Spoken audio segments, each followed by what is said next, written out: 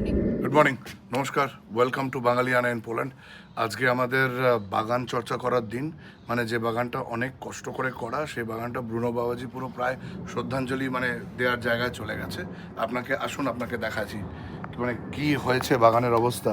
এদিকে দেখতে পাচ্ছেন, ওইদিকে সব ইয়েলো প্যাচেসগুলো, এদিকে ইয়েলো প্যাচেসগুলো হয়েছে, প্রচুর ইয়েলো প্যাচেস হয়ে গেছে। পিএইচটা যেটা মাটির যে পিএইচ খুব অ্যাসিডিক হয়ে যায়। এবার সেই পিএইচটাকে নিউট্রালাইজ করে তারপরে দ্য বেস্ট সলিউশন হচ্ছে যে এখানে আমরা গ্রাসগুলোকে আবার রিপ্ল্যান্ট করতে হবে। মানে অনেকে সলিউশন বলে যে বেকিং সোডা ছড়িয়ে দাও, একটু দারচিনির গুঁড়ো সিনামন ছড়িয়ে দাও, কিন্তু ওইসবে আমি করে দেখেছি, ওগুলোতে কোনো লাভ হয় না। ওগুলো আপনার মানে পরিশ্রম আর এফর্টটা কিন্তু নষ্টই হবে। সো দ্য পার্মানেন্ট সলিউশন হচ্ছে এই হলুদ ঘাসগুলোকে তুলে, আর সেই তোলার পরে এগুলোকে মাটিটা ওখানে করে একটুখানি গর্ত খুঁড়ে ভালো কোয়ালিটির সিডের সাথে মাটি মিক্স করে ওগুলোকে বসিয়ে দেওয়া। এবং পিএইচ ঠিক করার জন্যে এখানে আমি একটুখানি নিয়েছি হচ্ছে একটা আমাদের বাসন মাজার সাবানের একটা সলিউশন। এইগুলো ইউজুয়ালি বেসিক হয়, ওই আমাদের এক্সক্রিশনের জন্য। ইউরিন, হ্যাঁ, ওর যে এক্সক্রিশনের জন্য যা অ্যাসিডিক হয়ে গেছে, বেসিক্যালি প্রচণ্ড অ্যামোনিয়া থাকে যার জন্যে নাইট্রিক অ্যাসিড ফর্ম হয়। তো আমরা খুব একটা মাইল্ড একটা বেসিক সলিউশন তৈরি করব বাসন মাজার সাবান দিয়ে। এবার আপনি ফেরি লুদভিক যা পাওয়া যায় সেটা দিয়ে, আর তারপরে আমরা একটু জলের মধ্যে, অনেকটা জলের মধ্যে ফিউ ড্রপস দিয়ে খুবই একটা মাইল্ড একটা বেসিক সলিউশন করবো, সেটাকে মাটির উপরে স্প্রে করব। আপনারা দেখতে থাকুন কি পুরো প্রসিজারটা করছি। এই হলো আমার অস্ত্র, এবার আমি ব্যাটল গ্রাউন্ডে যাওয়ার জন্য রেডি। এখান থেকে শুরু করছি। এগুলো আগেও করা হয়েছিল, তো আমাকে এই গ্রাসটাকে ভালো করে রেক করে নিয়ে পুরোনো ঘাসটাকে তুলে দিয়ে মাটিটা প্রায় বার করে দিতে হবে। বাহ, এটা দেখো কত ভালো হচ্ছে, আগেরটার থেকে অনেক বেটার। এই ঘাসগুলো প্রায় নষ্ট, প্রায় এগুলোকে তুলে নেব। এবার এই মাটিটাকে এখানে পুরোটা আমি ঘাসটা পরিষ্কার করে নিয়েছি, আর এবার আমি এখানে গর্ত করব, ব্যাস। এইবার এই জিনিসটা এখন প্রত্যেকটা প্যাচে করতে হবে। তো আমার দেখে তো মনে হচ্ছে প্রায় গোটা 50 প্যাচ আছে। তো আপনারা একটু চা খেয়ে নিন, আমি আসছি, এগুলো করে নিই। গুগলের হেল্প নিয়ে নাও একটু। না, আপনি হয়ে ও ওয়েপন তো একটাই আছে। ওয়েপন একটাই আছে না, তো ওকে। এইটা দিয়েই করতে হবে। বেশি টাইম লাগবে না, ঘন্টা দুয়েকের মধ্যে আমার মনে হয় পুরো কাজটাই হয়ে যাবে। আমরা 2 ঘন্টা পরে আবার ফিরবো। 2 hours later. এই তো দেখো না। অনেকগুলোই তো হয়ে গেছে। মানে you can call it 40% এখনো। এদিকটা বাকি আছে। একটু রেস্ট নিয়ে নাও, চলো কফি খেয়ে নাও। দাও, কফি দাও।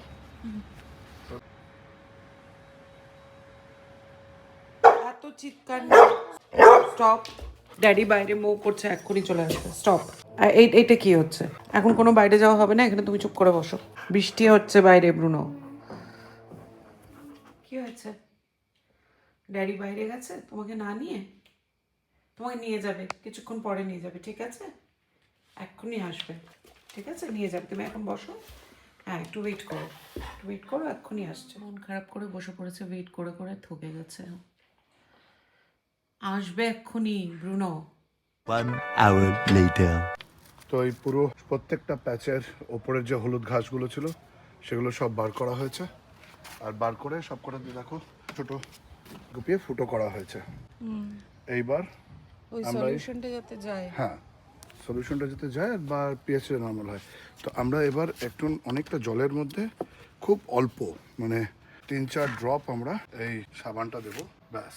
এই সাবানটা দিয়ে এটাকে আমরা একটা সোপ সলিউশন, ওই যে বলেছিলাম পিএইচটা ব্যালেন্স করার জন্য, ঝাগ হয়ে গেছে, ভেতরটা ফোম হয়ে গেছে। ওকে, এবার আমরা বেশি না, এই অল্প করে এখন এখানে জাস্ট একটুখানি করে স্প্রে করে দেবো পুরো জায়গাটাতে, মাটির পিএইচটা যাতে ব্যালেন্সড হয়ে যায়। বাট এটার খালি স্পটেই দিতে বলেছে, হ্যাঁ, মানে নট এন্টায়ার গার্ডেনের জন্য এটা ভালো না। বিকজ অনেক আর্থ বমস আছে, ছোট পোকামাকড় আছে, ওগুলো থাকা দরকার। ওগুলো থাকা মাইক্রো ব্যাকটেরিয়া আছে, ওগুলো থাকা দরকার। উইদাউট দ্যাম ওর একটা পুরো ইকোসিস্টেম আছে এখানে, সেই ইকোসিস্টেমটা নষ্ট হয়ে যায়। তো এরকম করে আমি পুরোটা এখন স্প্রে করে দেবো। এদিকে ড্যাডি কাজ করছে বাইরে, আর দুজন মিলে থেকে দেখছে ড্যাডি কি করছে। কি দেখছো তুমি? কি দেখছো?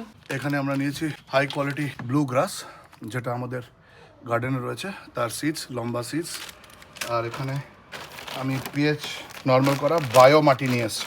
সো বায়ো মাটিটা খুব তাড়াতাড়ি মিক্স হয়ে যায় এটার সাথে, একদম কালো রঙের হয়। বলো। আমরা কি করব, আমরা একটু করে মাটি দেবো আর একটু করে গ্রাস সিডস দেবো। গ্রাস সিডস কনসিস্টেন্সিটা এমন থাকতে হবে যেন মানে প্রতিবার মেলানোর সময় যেন দেখা যায়। সো একদম মিক্স করে নিলাম, দেখতেই পাচ্ছেন এরকম একটা কনসিস্টেন্সি থাকবে মাটির মধ্যে গ্রাস সিডস। আবার একটু করে মাটি নেবো, এরকম 2-3 মুঠো করে মাটি নেবো আর একটু করে গ্রাস সিডস দেবো যাতে এই কনসিস্টেন্সিটা বজায় থাকে। আবার মিক্স করে নেওয়া পুরো ব্যাপারটাকে। এবার আমরা এগুলোকে দিয়ে ভরে দেবো আর ফ্ল্যাটেন করে দিতে হবে। খুব একটা জোরে চিপলে হবে না, জাস্ট এরকম করে হালকা হালকা প্যাট করে জায়গাটাকে ভরে দিতে হবে।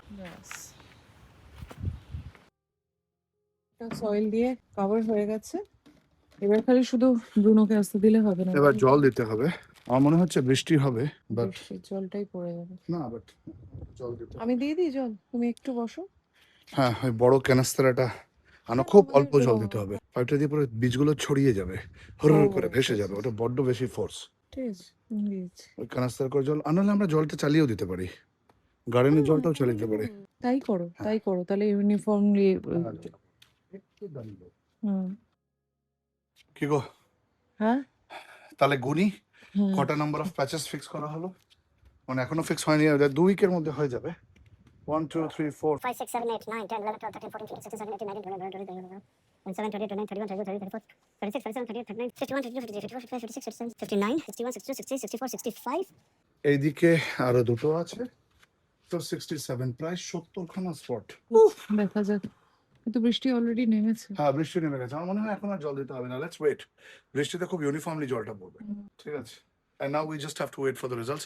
প্রতিদিন জল দিতে হবে বলেছে, তো রাত্রিবেলা আমাদের অটোমেটিক জল এমনিই চলে 10:30টার সময়। প্লাস আমরা এমনিও একটুখানি হ্যাঁ। পাইপ দিয়েও দিই। I think by the time আমাদের নেক্সট ঘাস কাটার সময় হয়ে যাবে, এই ঘাসগুলো উঠে যাবে। হুম। বাট ওরা মানে যেটা নিয়ম সেটা হচ্ছে যে মোয়িং কন্টিনিউ রাখতে হবে। যেহেতু ওই ঘাসটা নতুন বেরোচ্ছে, তার মানে ওই না যে ওটাকে কাটলে চলবে না, মোয়িংটা কন্টিনিউ রাখতে হবে। সো अगेन 2 উইকস পরে আবার কাটবো। For now done. 1 week later. ছোট ঘাস বেরিয়ে গেছে অলরেডি, 1 উইক হয়েছে।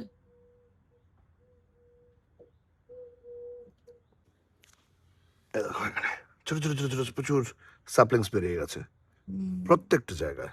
এই বর্ডারটা এখনো। হ্যাঁ, বর্ডারটা এটা অ্যাকচুয়ালি কি হয়েছে, এটা পরে ফর্ম হয়েছে। ও আচ্ছা। হ্যাঁ, এটা যখন আমি করেছিলাম তখন তার পরে ফর্ম হয়েছে, এখানে পরে ফর্ম হয়েছে, এই জিনিসটা পরে ফর্ম হয়েছে, এন্ড দেন এখানে এগুলো পরে ফর্ম হয়েছে। আচ্ছা। বাট যেখানে আমরা দিয়েছি সেখানে গ্রাস জার্মিনেট করে গেছে, so this patches will get field.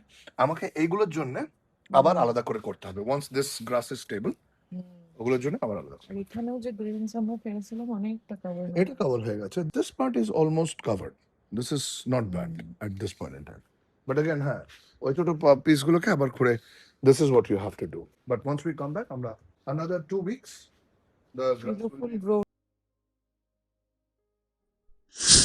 অনেকটা কভার হয়ে গেছে তো। হ্যাঁ, ওইদিকগুলো দেখো অনেকটা। ওয়াও। এবার এই ঘাসগুলো একটুখানি তুলতে হবে, আরো গ্রো করবে, এবার আর চ্যালেঞ্জ হবে না। এবার আমাকে ওই নতুন প্যাচগুলোকে আবার নতুন করে করতে হবে। দেয়ার আর সাম প্যাচেস হিয়ার অ্যান্ড দেয়ার, এখনো কোনো মাটিগুলো দেখা যাচ্ছে, ওগুলো উঠে যাবে। দোজ গ্রাস হ্যাঁ, বাট আমরা ট্রিকটা বুঝে গেছি। They had a slower growth, হ্যাঁ। But they are growing, so এগুলো সব ভরে যাবে। হ্যাঁ, আমরা ট্রিক বুঝে গেছি কি করতে হবে। What needs to be done. But এখনো ঘাসটা ভিজে ছিল, ভিজেতে না কি হয় মানে মোয়ারটা মোটা করতে অসুবিধা হয়। মোয়ারটা কাটতে চায় না, হ্যাঁ, ঘাসটা আঠা হয়ে যায়। আজকে রেখে দাও, কালকে একটু রোদ উঠলে পরে। না, এখন পুরো বৃষ্টির মৌসুমই থাকবে। 2 উইকসের পরে গাছটাকে না কাটলে, ওরা বলেছিল কাটতে হবে, তবে বিকজ কি হবে, সারাউন্ডিং গাছগুলো বড় হয়ে যাবে, আর যে গাছগুলো গ্রো করছে তারা লাইট পাবে না, জল পাবে না, সো উই মাস্ট জল আছে। অ্যান্ড ইয়েট এই সময়টা করা হবেই। আপনারা দেখতেই পাচ্ছেন যে আগে প্রথম ভিডিওতে যেরকম ছিল, যে প্যাচগুলো ছিল অলমোস্ট গন, বাট এখন এগুলো আরও চলে যাবে, ভালো করে চলে যাবে। এই বৃষ্টির মধ্যে ওটাকে করা এই জন্য দরকার, বিকজ কি হচ্ছে, ওই জিনিসগুলো দিয়ে সাইড দিয়ে ঘাসগুলো বড় হয়ে যাচ্ছে, সো ভেতরে যে সাপ্লিংসগুলো ওগুলো ঠিক লাইট পাবে না আর জল পাবে না, তো সেই জন্যে ওগুলোকে তুলে নেওয়া and let the fresh glass grow. 1 week later.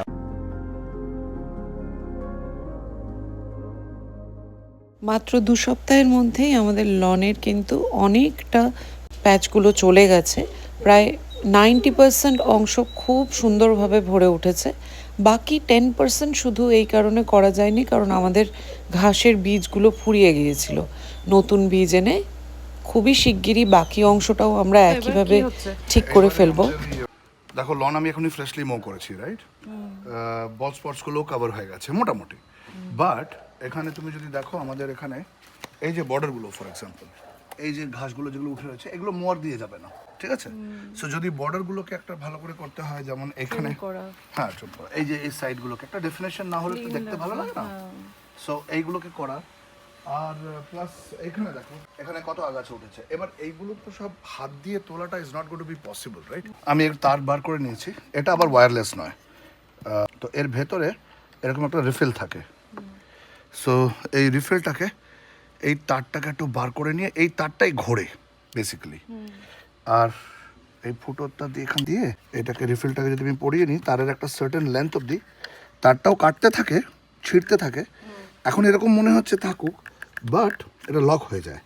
আর তারপরে এটাকে তুমি যখন এটা দিয়ে লাগিয়ে দেবে তখন এটা এই জিনিসটা এর মধ্যেই ঘোরে। আর এখানে এটা আছে বলে এখান থেকে এইটুকু হয়ে যাবে, ফাইনালি এটা কেটে যাবে তারটা, এত জোরে ঘুরবে। আর এখানে একটা এইটা আছে যে তুমি এটাকে কতটা অ্যাডজাস্ট করতে চাও, লেন্থ কতটা ট্রিম করতে চাও। তো এটাকে ঘাসের জন্য আটকে গেছে, বাট এটাকে আমরা আগে পিছিয়ে করতে পারি যাতে এটা লেন্থটা আমরা করবো। তো আমার ছোটোই দরকার, তো এখন ছোটো করাই আছে, আমি এরকম করেই রাখি। এবার আমি এটাকে ইউজ করবো, দেখতেই হবে এটা যে কতটা ইজি হয়ে যায় সাইড ট্রিমিংস। আর এর হওয়াতে হ্যাঁ এরকম করে লেন্থটা লিমিটেড। রাইট। সো